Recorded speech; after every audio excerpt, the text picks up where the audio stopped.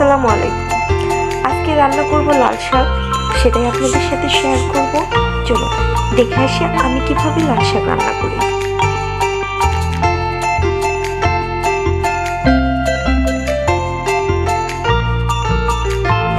আমি আগে থেকে লাল শাকটা ধুয়ে রেডি করে রেখেছি। এখন শুধু বসিয়ে দিব। প্রথমে চুলাটা ধরাই একটা কড়াই দিয়ে দিলাম। কড়াইটা একটু গরম করে নিব।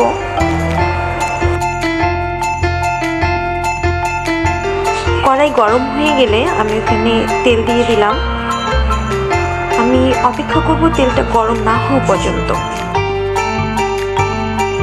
তেলটা যখন গরম হয়ে যাবে তখন আমি রসুন কুচি দিয়ে দিব আগে, কারণ আমি এখানে শাকটা রান্না করব মূলত একবারই তেলে দিয়ে, কারণ লাল শাক আমি আলাদাভাবে সিদ্ধ করে নিই না, একবারই রান্না করি।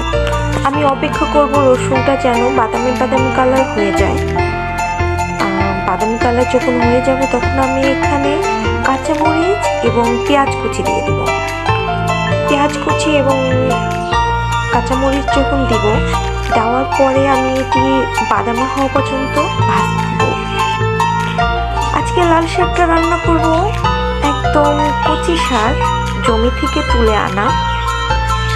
আমি এখানে একটা কাঁচামরিচ দিব শুধু, কারণ আমাদের বাসায় ছোট বাবু আছে, কারণ ওকেই খাওয়াবো শাকটা, এই জন্য আর কি ঝাল দিব না। আমার কাছাকাছি লাল লাল হয়ে গেছে পেঁয়াজ এবং মরিচটা।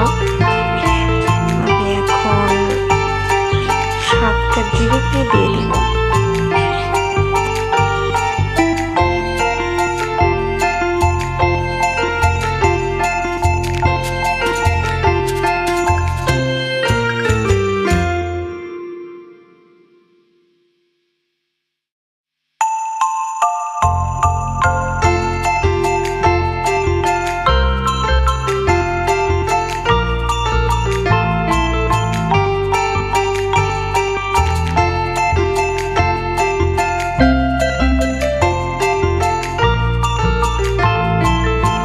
শাকটা তুলে দিব, দিয়ে এখানে সামান্য পরিমাণে লবণ দিব।